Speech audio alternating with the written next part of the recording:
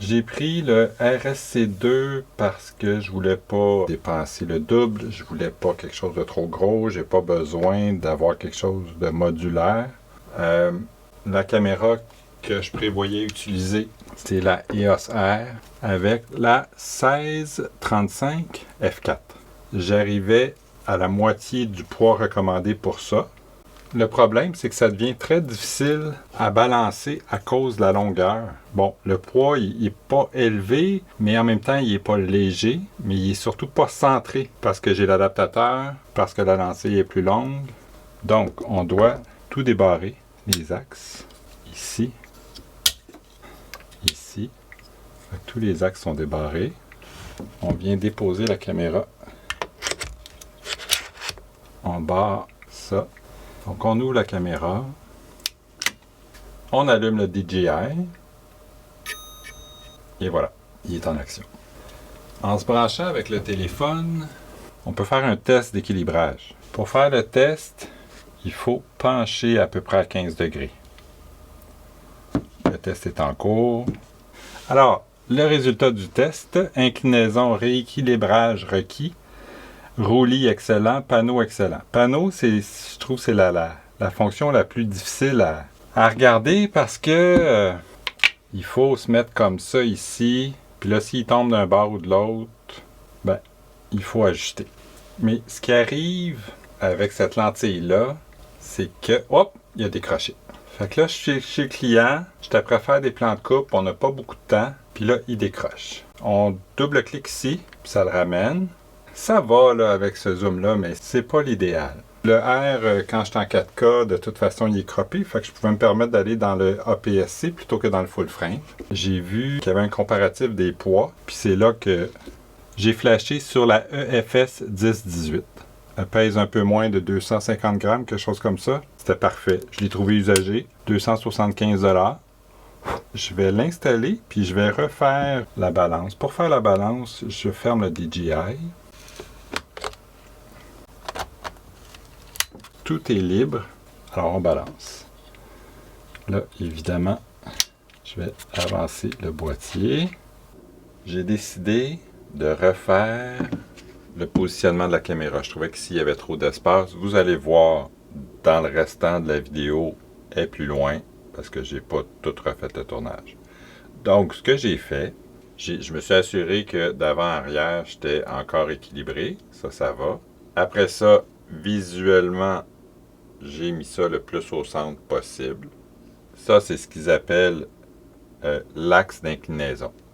Après ça, en mettant la caméra là où je veux qu'elle soit, j'ai réglé ici l'axe de roulis pour qu'elle soit à la bonne place. J'ai revérifié la panneau qui est bonne. Je l'allume.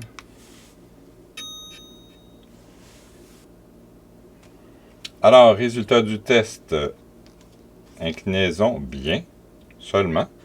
Roulis excellent, panneau excellent. OK. On va refermer. On va revoir l'inclinaison, là. S'il dit que c'est juste bien. OK. On va refaire le test. Commencer le test.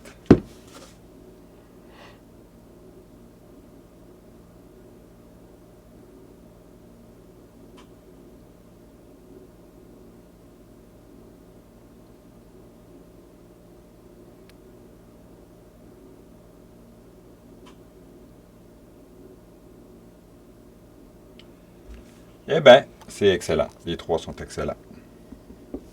Inclinaison excellent. Roulis excellent. Puis panneau excellent.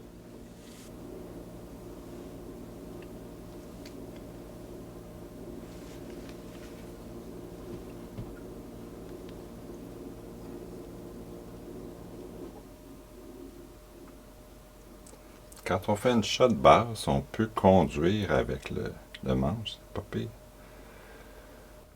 Et avec la 10-18, je suis vraiment en confiance. Le poids me semble pas mal mieux réparti, plus facile à équilibrer. C'est sûr que là maintenant, je suis un petit peu plus au courant de comment ajuster les trucs, là, mais bon, c'est vraiment mieux. Puis quand on enlève la caméra, ben, on s'assure de la remettre dans le fond, comme ça ici, à la même place, qui fait que, ben, on peut s'installer chez le client pas mal plus vite.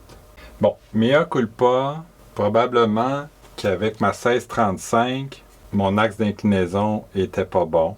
Ça arrive, c'est une nouvelle bébelle, j'apprends. Mais de toute façon, celle-ci, j'en ai besoin sur une deuxième cam. Puis elle, je veux qu'elle soit prête à faire des plans de coupe quand on a fini le tournage ou pendant le tournage. Et là, définitivement, ça va être beaucoup plus facile avec cette petite lentille-là de faire la job. Ça va être même extraordinaire. Je sens pas les moteurs à bout de lâcher. Si je fais ça avec l'autre, là, les moteurs lâchent. Là, puis on double-clique ici, ça revient droit. Là, il y a toutes sortes de bébelles là-dedans. On peut refaire le foyer avec le bouton ici. Ici, on enregistre, ça c'est extraordinaire. Je peux conduire. Et évidemment, ça prend un petit peu de pratique. Mais on a des réglages. Là, je suis à médium. Là. Je peux le mettre à moins fort. Dans le profil d'utilisateur, on peut changer des trucs.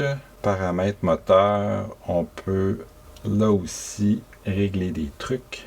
Sinon, créer. Alors, prise de vue. Je peux me servir du téléphone pour faire des prises de vue. Je peux glisser mon pouce. Je peux arrêter l'enregistrement. Je peux le repartir. On peut créer des mouvements quand même pas pires. Les départs sont fluides. S'il appelle ça le joystick virtuel. L'autre façon de l'opérer, force mobile. Donc, recentrer. Il faut l'activer. Puis là, ben, c'est le mouvement du téléphone. On peut le doser aussi. Mais c'est moins doux un peu que... Ah, j'ai enlevé le roulis.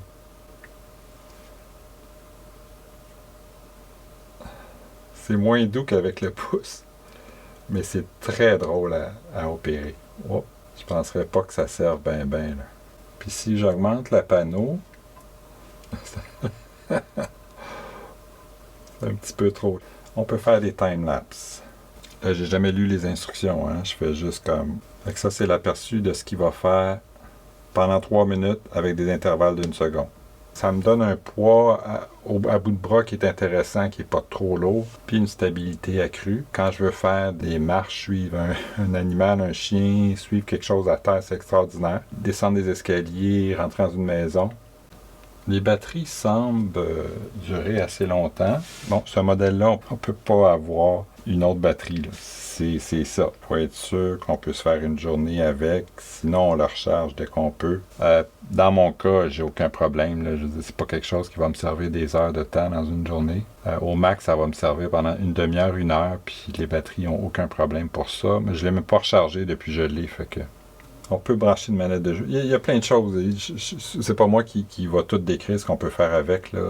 Je veux dire, je suis pas un whiz-kid des bébelles. Mais je dois dire que le contrôle avec le téléphone, c'est pas mal le plus smooth. Je vais aller dehors, puis je vais m'amuser.